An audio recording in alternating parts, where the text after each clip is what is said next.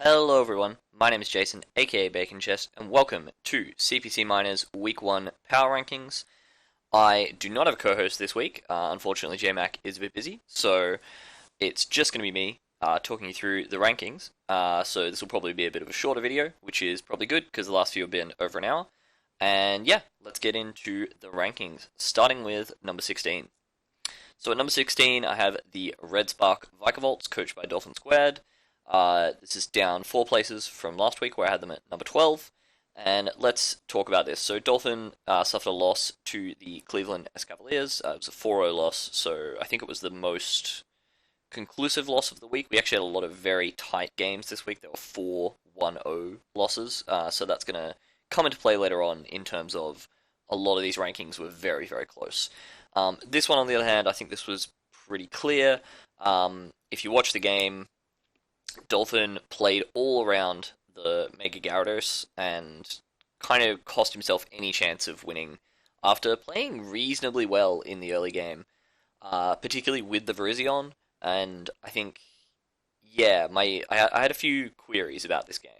I thought the Virizion had done its job in removing the Togekiss, and at the point at which the Mega Gyara came in, he really kind of had to let it go just to stop that Mega Gyara from setting up and breaking through his team.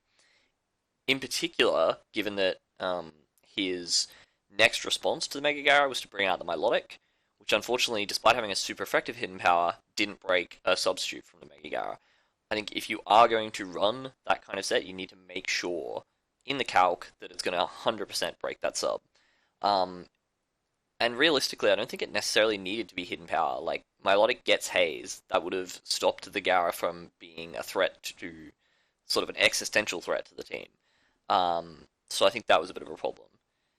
There were also some just kind of questionable plays generally. The Mew was a massive threat, and Weavile was the best answer that Dolphin had to it, and he just kind of threw it away really early in the game. In a kind of funny play where I believe the Weavile ended up with a Flame Orb, maybe? Like it pickpocketed a Flame Orb from its opponent, I believe it was. So, yeah, that was, like, amusing to see, and, like, obviously that's not necessarily Dolphin's fault, the fact that it ended up with a Flame Orb, but he did very much throw it in a way that meant that it was never going to last throughout the game. So I feel like that was a bit of a problem as well. In terms of the prep, yeah, I've already talked about a couple of things, but for example, like Miltank probably could have just used Seismic Toss, and that would have broken Mega Gyara's subs over something like, I believe it had Body Slam. And also just, I feel like Aerodactyl would have been quite good in this matchup. I felt like it went in fairly hard, probably a little bit more so than a lot of what Dolphin did decide to bring. So, yeah, overall, wasn't very impressed by this performance. I wasn't super impressed with the team when I first saw it. You know, I already had it at number 12, so yeah, this is why Dolphins down at number 16. So, moving on. At number 15, I have the Texas Swallowtails. This is down 2 from last week. And yeah, so they took an L to the Kentucky Toracats. And yeah, let's talk a little bit about this game. So, I feel like the main, probably, no, not really the main issue, but the first thing I had written down in my notes is, why was Amora here? Really? Like, why was it there? There's no Hail Sweeper on this team, there's nothing like an Alolan Sandslash to take advantage of the hail that it sets, or a Beartic, or, you know, any other Mon that really takes advantage of that. Even like a Rotom Frost might have been a good thing to draft alongside Amora, just to guaranteed hit Blizzards with that thing, which it really would appreciate, but yeah, I don't know why it's here. I guess it gives Kieran Black 100% accurate Blizzards, but he didn't really even try and take advantage of that throughout the game. The Amora ended up coming in right at the end and just dying, so yeah, that was a big issue. I felt like the early game where Dre lost the Ferrothorn early to a setup Gofagrigus, I feel like the hidden power fire there was quite obvious. Like, he'd set up a nasty plot right at the start. He's clearly going to have something for the kind of bulky Mons on your team. And so, given that your answer was Skuntank anyway, like it was your answer to that mon, um, I feel like just go straight into it. I feel like in the early game it's totally fine to just go straight into your answer. I don't feel like Kofag really gets anything that was going to threaten that Skuntank. Particularly when Ferrothorn was so important for the Tapu Koko in this matchup, and yeah, I think it kind of showed later on that there wasn't really a Tapu Koko answer outside of the Ferrothorn, which got blown back really early on. Generally, I feel like there was, yeah, the limits of the kind of slower offense on this team were kind of exposed. So, um, things like the Q and Black and the Hooper Unbound weren't necessarily able to work to their full potential. That said, obviously this team has incredibly powerful breakers, and it was able to use those to pick up kills throughout the game. And there was a bit of a like sort of tit for tat um, going on in the mid game where kills were being exchanged. So yeah, like not a disastrous performance, but yeah, I think this draft already had some limitations in terms of the kind of rocks weaknesses and being a little bit reliant on like really powerful breakers without necessarily having reliable fast mons outside of the Mega Beedrill, which obviously synergizes poorly with things like Kieran Black, Ninetales, not Terrakion, Galvantula due to the rocks weaknesses. So yeah, I feel like there were a few problems here, and this loss kind of showed off both the strengths and the weaknesses of this team. And yeah, Amora was just one meme too far, and I think that cost him in terms of not having an additional defensive response or not having an additional offensive threat on the team because Amora just didn't do anything. So yeah, that's it in terms of Dre. Moving on to number 14. So at number 14, we have the Waterloo Weaviles, coached by my co-host, Jmac. So apologies, Jmac, but I mean, we did the same thing to me last week in the Majors video, so I guess it's kind of fair. We both ended up at 14 after week 1. Jmac had a loss to the Monterey Suicunes, which was the team that we'd ranked at number 16. That's probably why I've ranked him so low, really, despite the fact that it was quite a close loss, and he did get a little bit unlucky. But I do think, whilst he did get a bit unlucky in terms of missing a Stone Edge on with Mega Arrow on Rotom, as it went for Defog, which is really painful, obviously that hurts, but I do feel like he got a little bit of luck in the early game to break the Gligar with a crit Ice Punch from Swampert. So, I feel like the luck there, where he didn't really have great ways of breaking down that Gligar outside of that Swampert's Ice Punch, was very helpful in terms of giving him an opportunity to win the game. I feel like he probably should have won the game from there, but made a couple of, I think, over predictions, and it cost him a little bit. I do feel like he over predicted with the Zygarde in the mid game, and so this is the play where he had the Zygarde in on the Rotom. I felt like the Rotom was either going to switch out or go for a utility move. It wasn't necessarily going to attack in that situation, and I feel like he probably should have forced the Zygarde versus Buzzwole matchup that happened later in the game anyway, earlier on, and that might have given him some idea of what he needed to do to get rid of that Buzzwole to ensure the Zygarde could actually sweep with the Z Outrage later on. So, yeah, I'm not sure that was particularly great play there. And, yeah, it did end up costing him in terms of losing the rocks and then not getting rid of the Rotom at that point. And, yeah, it just cost him a lot of momentum when I feel like he had kind of done reasonably well to build up some momentum in the sort of early to mid game.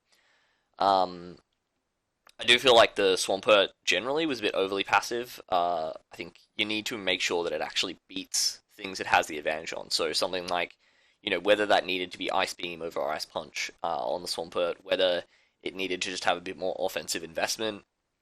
But you need to make sure it actually beats something like a Gligar that it obviously has the type advantage over, but, it needs to actually beat those things down.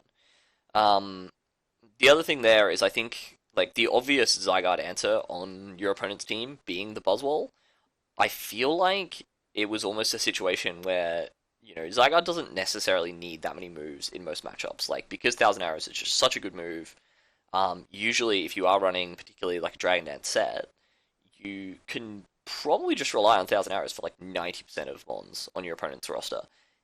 Given that, I do feel like the Z move was the way to go, but maybe potentially something like Z Draco Meteor could have been a thing. I don't know what the calc is there on a Buzzwole, on a like FizzDef Buzzwole, but probably it's doing more because Buzzwole's special defense is so low that you could potentially run, um, a minus def or a minus defense nature, depending on what you're trying to set up on, and run a Z Draco to try and catch the Buzzwole unawares. Um, yeah, it could have been maybe just thinking a little bit more outside the box in terms of the Zygarde prep to try and take down the thing that is its like clear counter in the matchup. But aside from that, I don't feel like JMac played particularly poorly, and could definitely have pulled out a win in this matchup. And this is where I'm sort of getting into these matches where there were a lot of 1-0s, a few of them were quite hacksy. This one probably a little bit less so, and that is what ends up putting JMac down at 14. So yep, that's it for number 14. Let's move on. So next up we have the Seattle Soul Blaze, coached by Bash.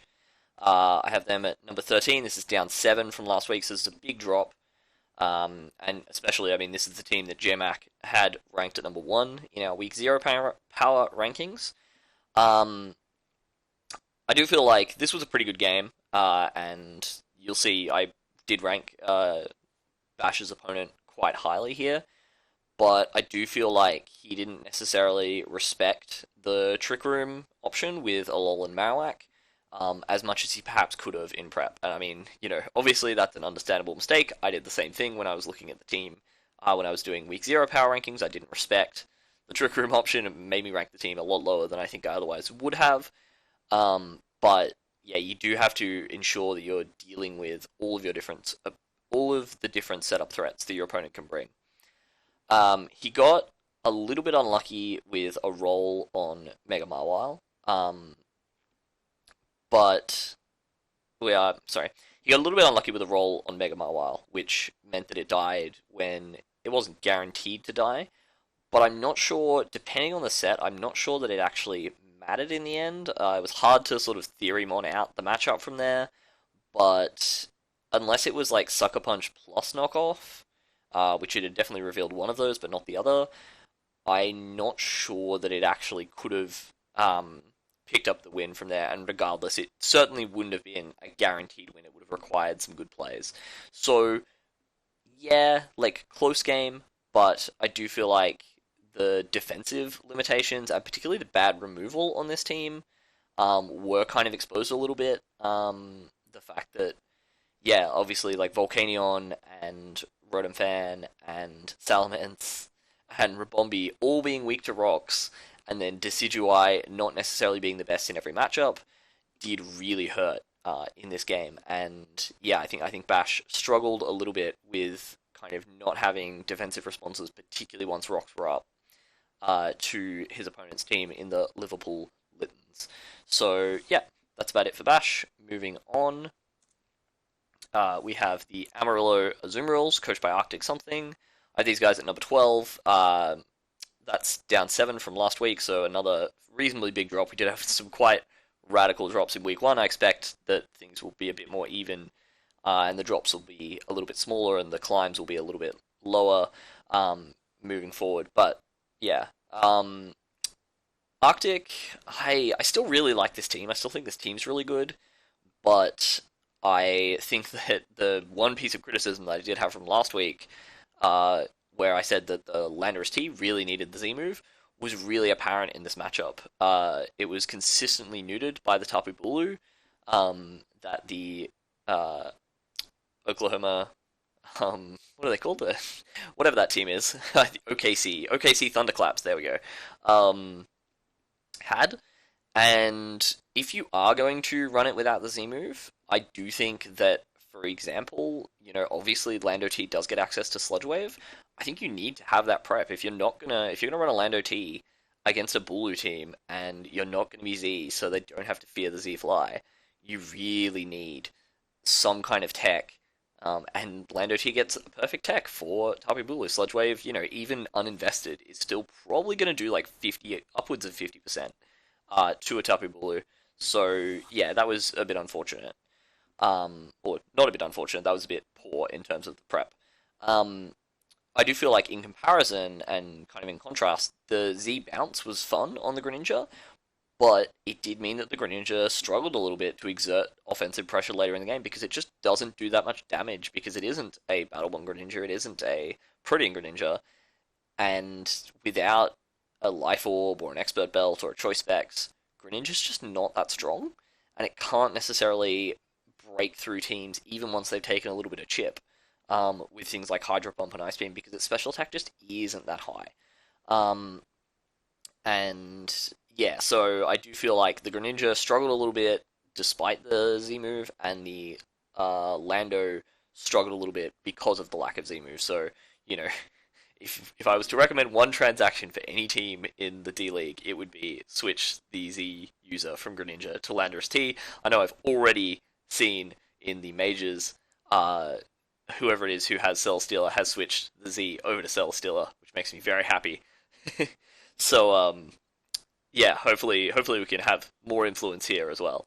Um, yeah, I do feel like this was not a great game overall. From Arctic, like he lost a few 50-50s late in the game, but I think he was lucky to be that close because there were a couple of misses earlier in the game that sort of kept him in it in a way that he probably shouldn't have been. So yeah, like overall, I don't know. I still think this team is really, really strong, but whether Arctic can match that with his play moving forward, I think I could see him dropping more places if his play doesn't improve and if his prep doesn't improve.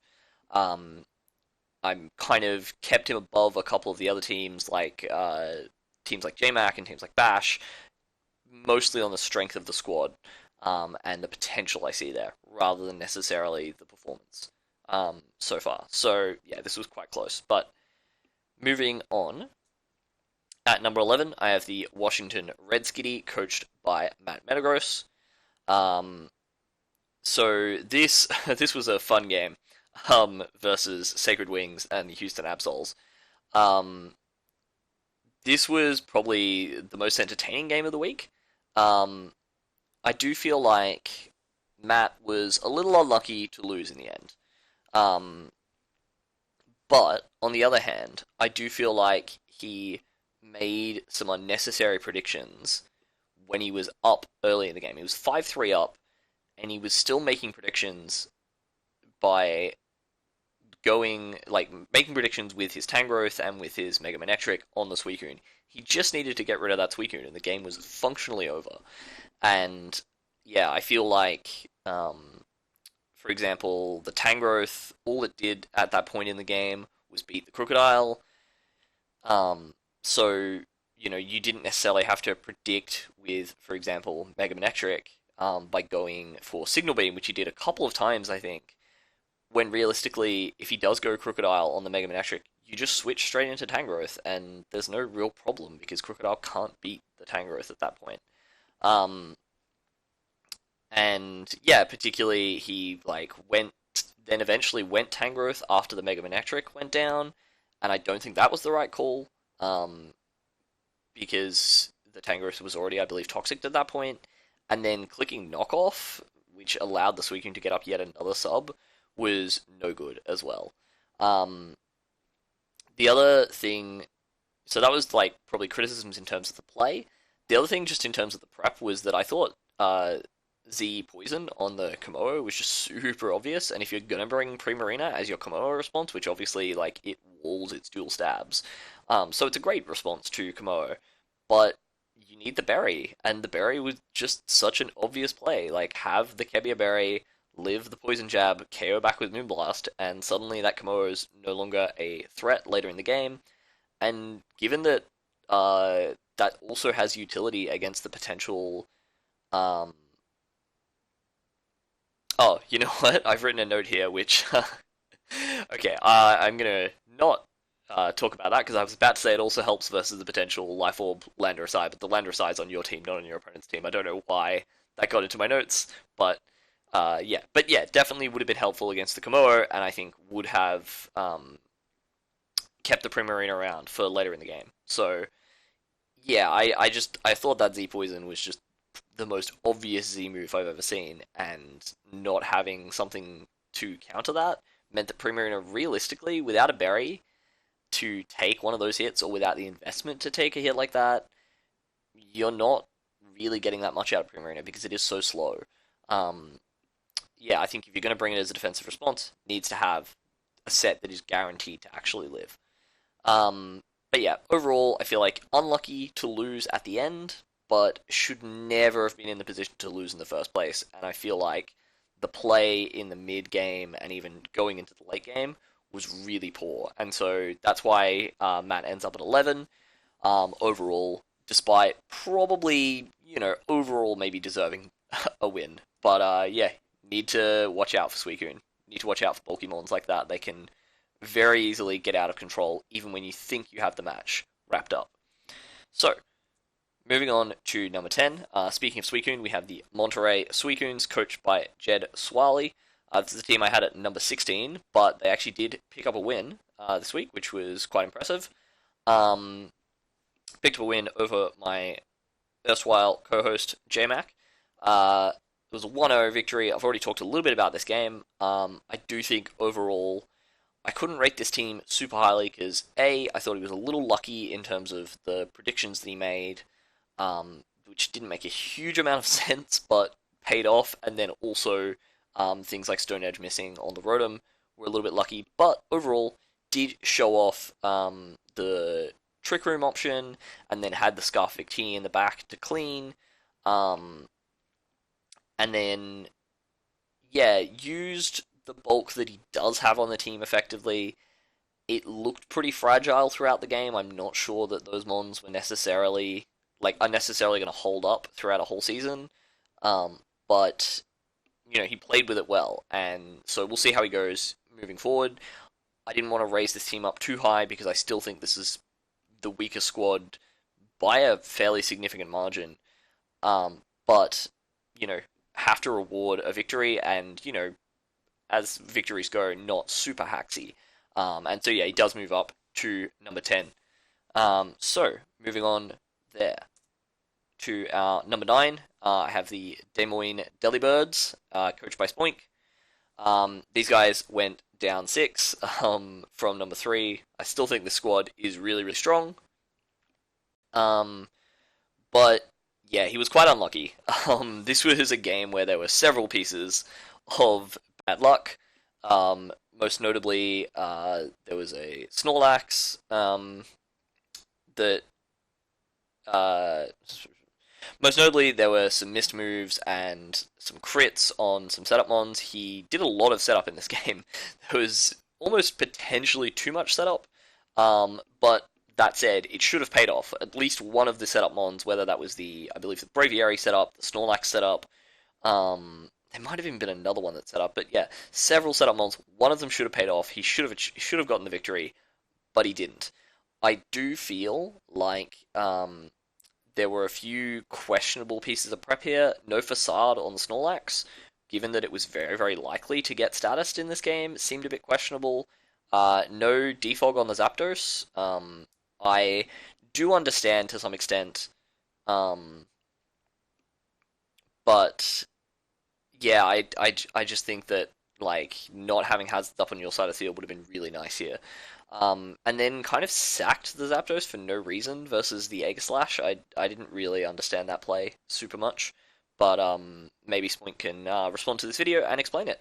But yeah, I do think that potentially there could have been maybe one less setup mon and then something like Specs Lele just to try and click buttons, whittle down your opponent's team and put them in more reliable range of one of your setup supers, and not have to deal with the potential for so much hacks. Obviously, it's hard to say, oh, you should have just planned for the hacks when, theoretically, most times, this game results in a win for Spoink. But I do think if you are going to have multiple turns of setup, then you do have to account for the fact that there's an increasing chance that you will be hacked.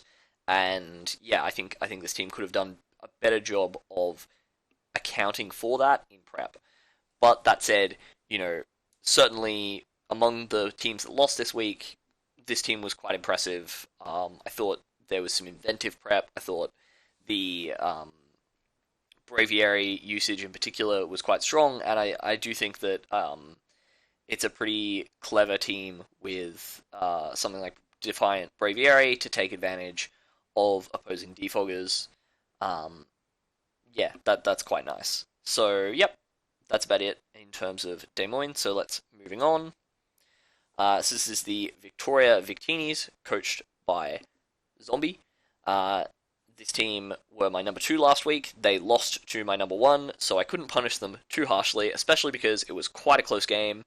And he got a little bit unlucky and a little bit lucky. So we got 2 crits with the Megazard, both of which mattered, and he got 2 misses with Leaf Storm on Superior, both of which mattered. So yeah, it was a bit tough. I thought this team looked really scary all game, as reflected by the fact that I had it at number 2 in the power rankings. But yeah, this team looked like it could have exploded at any point in the game, but he just didn't quite manage it in the end game. I think that the prep was mostly good, aside from not having Protect on Umbreon. I understand that, Umbreon has a lot of utility moves that it can run, like things like Heal Bell and Toxic and Foul Play, but if you are going to run a Wish set, I do think you need the Protect, because literally the game was over if he had Protect. As far as I could tell from when I was watching it, if he'd had Protect versus the Mamoswine, he clicks Protect, he gets back up to 60 or 70 or whatever, and never dies to that Mamoswine, and that's basically game over, because I don't think Kara had a way of dealing with Umbreon at that point, because she had sacked off the Mega Altaria earlier in the game. So yeah, I do think that the if the Umbreon had Protect, would have been very different, but obviously that's a prep issue. He did play quite well overall. I think played around the Zorora well for most of the game, which kept it in check. But yeah, overall, look, I can't punish this team too harshly. Did get the loss. I think the hacks overall kind of balances out for the most part. And there were a couple of flaws in prep, so does drop down to number 8. But I don't expect. I still expect this team to be in the playoff conversation at the end of the season. So, moving on from that team, we have at number 7, we have the OKC Thunderclaps, who I talked about a little bit earlier, coached by Rinnigan. They picked up a win, quite impressive win. One of a couple of teams that I had ranked in my bottom few who actually picked up wins in week 1. So well done to Rinnigan. However, I don't think this win was super convincing. He was able to overcome an early deficit. I believe he was down 6-5 or 6-4, but so that was good, and that shows signs that the play was quite strong. I do feel like the prep was okay. The use of terrain plus wish to keep things healthy was quite strong. But I do think this team, as I think I mentioned, or possibly me or Jmac mentioned, in the Week 0 power rankings, I think this team is reliant a little bit on having a support Jirachi, because it's the best available rocker outside of Nidoqueen. It's the cleric for the team, which helps keep things like Nidoqueen, Arcanine, mons like that healthy throughout the game. And yeah, that may prove to make the team a little bit one-dimensional as the season wears on. I don't know how much Rinnigan can afford to run, for example, Setup Jirachi or Scarf Jirachi in a lot of these matchups. So we'll see how he's able to play around that moving forward. But that said, overall played quite well. I'm not sure what Blizzard on the Cryogonal accomplished other than risking misses, which happened. So yeah, I'm not sure about that. And the Nidoqueen set turned out to be a little awkward. It didn't quite achieve everything I think he wanted it to achieve in the game, but that'll happen. Nidoqueen always has 4 move slot syndrome, given it can potentially be running 2 sets of hazards. It has amazing dual stabs, but those dual stabs do get walled by certain mons, particularly like any kind of levitating or flying steel type, for example. Which means that, yeah, sometimes you are going to have to run coverage moves and then give up one of your stabs, or sometimes you want 2 or 3 coverage moves and you sort of like, do I even want my stabs? Because the obvious switch-ins I can get coverage moves for. Nidoqueen's a tough one to prep with. I feel like overall he did pretty well. And yeah, that's why I have him at number 7. I still think this team's a little bit weak overall, which is why it didn't go up any further. But we'll see how Rinnigan is able to play with it moving forward. Moving on to number 6, we have the Carolina Pancham. This is one of the few teams that that won but went down in my rankings. May actually be the only one. So Panda, I feel, got quite lucky.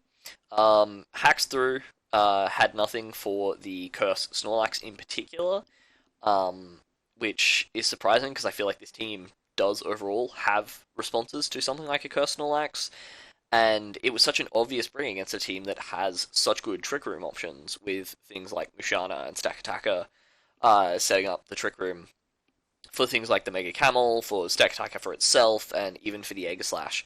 I think this team is absurdly strong still. I expect to see it in the playoff conversation just because things like Aegislash will pick up wins by themselves. Scolipede is so threatening, especially with Z moves.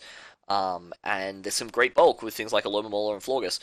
But I'm not sure that Panda, at least in week 1, showed that he knew how to use the team. There wasn't much, if any, exploitation of Trick Room, particularly in the early and mid game, to put pressure on his opponent. And yeah, overall it just felt like he had brought the right mons, but didn't know how to position them correctly to win the game. So yeah, got away with one here, and maybe he'll get used to these mons as the season wears on. But for the moment, I did have to knock him down a couple of pegs, just because I felt this was probably one of the less impressive victories this week. So, moving on to our number 5, we have the Houston Absol, coached by Sacred. Yeah, I've already talked a little bit about this game. I do feel like Sacred had some flaws in how he played, but yeah, he kept the Celesteela and the Suicune around and was able to mount a recovery from 5-3 down and pick up the win. I was quite impressed with the play in the mid to late game from Sacred. However, the early game play was bizarre. I felt like the team that he brought didn't have great responses to Mega Manectric until Mega Venusaur was Mega Evolved. Ergo, Mega Manectric is obviously an incredibly likely lead. If you're going to do that, then you can lead off with the Mega Venusaur and just click, Synthesis on turn 1 or click Leech Seed on turn 1 or whatever, and then you're fine.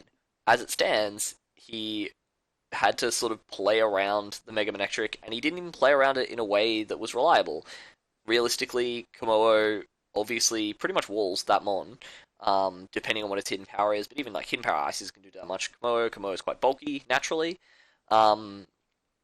So yeah, I feel like there were 2 good options there, which was 1, have Mega Venusaur be your lead, so you can get the Mega off straight away and become neutral to those fire moves, or go straight into the Komodo so you don't take 1,000,000 points of damage from Volt Switch. So he kind of split the difference there, and I think led off with something else and then switched straight into Mega Venusaur, took a ton of damage, and it, really hurt his ability to use the whole of his defensive core with Mega Venu, Celesteela, Suicune. In the end, he only had the Celesteela, Suicune. It was just enough, but only because of a bit of hacks. I feel like if the Mega Venusaur had been healthy throughout the game, it would have been a lot different.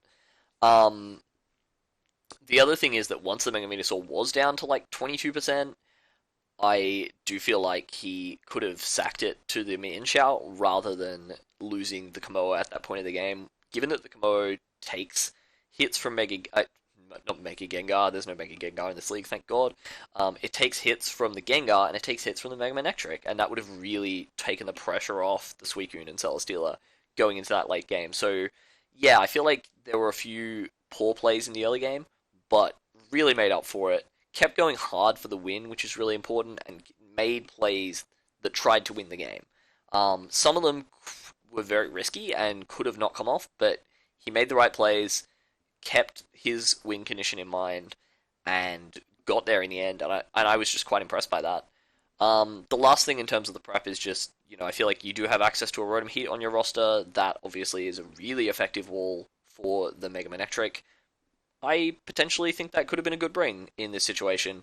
Particularly something like a big berry Rotom Heat, so that you can bring it in a couple of times, even if it takes like rocks or it takes a couple of choose a couple of hits, you can potentially have it come back up to 75%, and then if you have Pain Split on the set, you can do that again later on in the game if there's something that's still healthy for it to Pain Split off. So yeah, I feel like Rotom Heat could have been good in this matchup, but as it stands, picked up the win. Um, I'm sort of making a bit of a leap of faith here with Sacred and saying that I think that the second half of the game is more reflective of him as a player than the first half of the game. We'll see how that goes in terms of moving forward. So, next up we have the Liverpool Littons, coached by Granto Boy. This was the biggest jump I think I had in the week. And yeah, this team is a lot stronger than I gave it credit for, mostly because of the Trick Room option with Alola Marowak. He took full advantage of that to really wreck Bash's team with the Alola Whack. That thing is so powerful. The reliable Trick Room setters with Bronzong and Aromatisse give this team some good options there, and those are ones that you don't mind bringing, and they don't necessarily need all full move slots usually, so you can just chuck Trick Room on the set without it hurting you too much. So that's really good. I do think though the real MVP in this matchup was the Toxic Garchomp. It stopped Salamence, it stopped the Necrozma, stopped both of those really potent setup threats from being problems in the late game. So yeah, that was quite clever. And Toxic Garchomp, defensive Garchomp, I feel like has kind of gone out of fashion a bit since I think Gen 6, where the kind of rough skin Rocky helmet sets were really popular, has gone out of fashion a bit more recently, but I still think defensive Chomp is super solid. Um, did stumble a little bit trying to finish off the game. I think the agility with the Porygon Z was perhaps a little bit unnecessary, but yeah, the opening half of this game from Granto was really, really strong. Probably some of the cleanest play that we saw all week. And yeah, I expect this team to do pretty well moving forward. And yeah, apologies for ranking you so low initially, because yeah, I think this team is overall, with that Trick Room option, is going to be quite strong. Particularly if you can also take advantage of the faster mons like the Excelgor and the Crobat. And then those powerful, fairly fast but still middling speed tier threats like Mega Gallade, Keldeo, and Garchomp.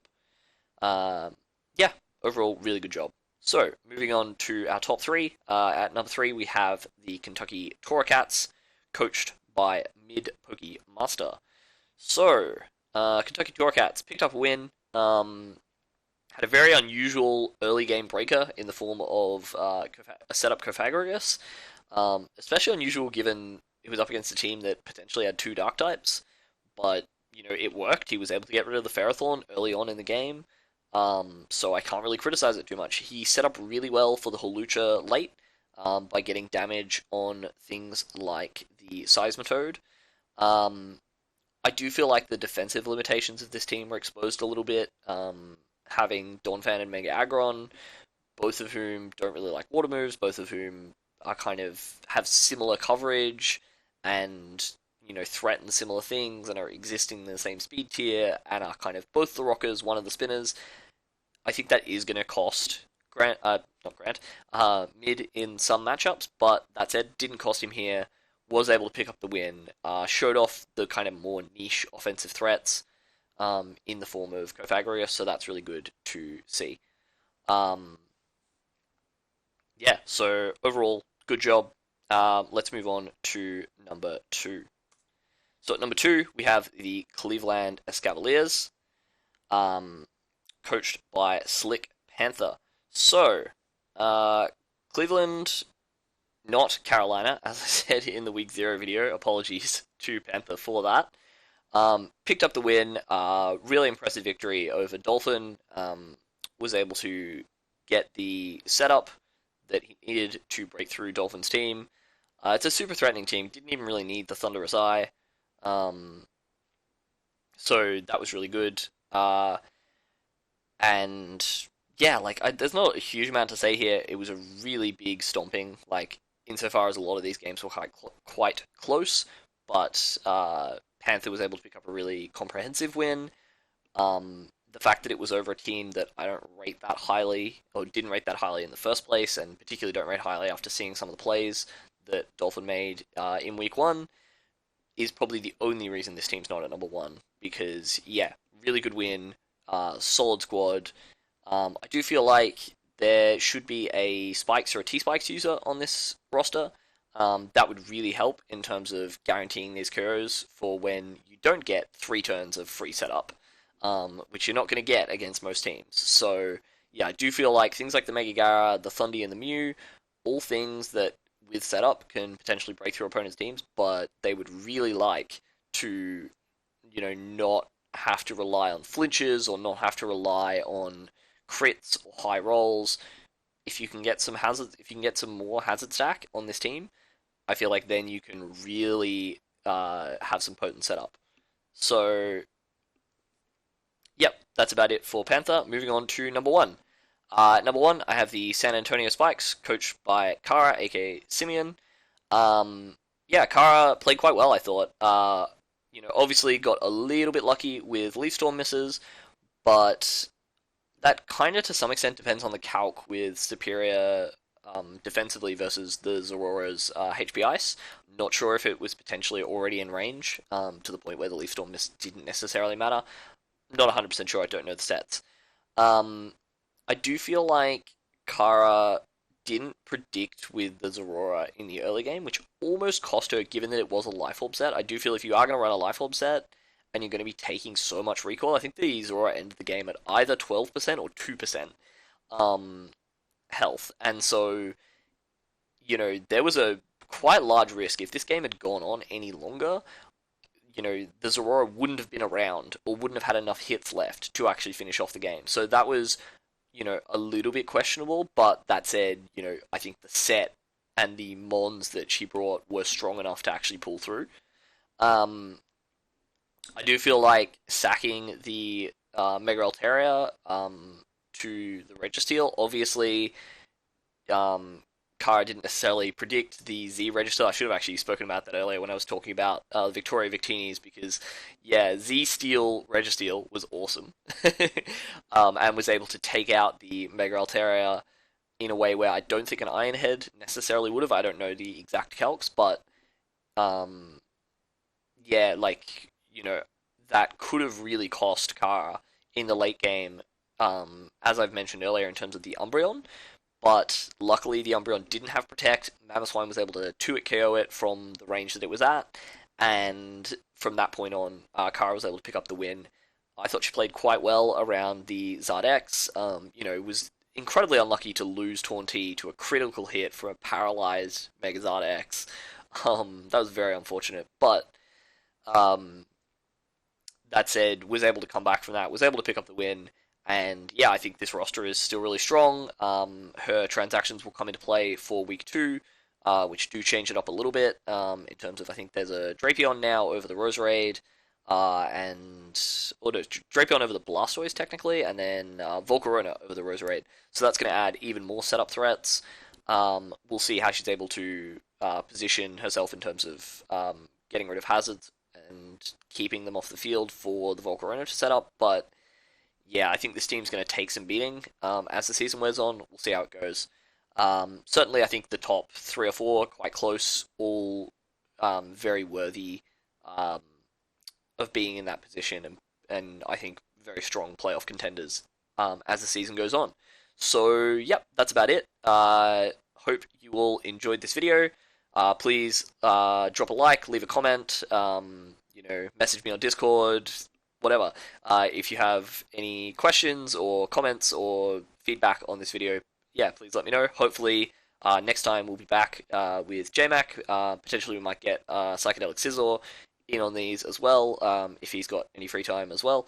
But yeah, that's about it from me. So until next time, peace out.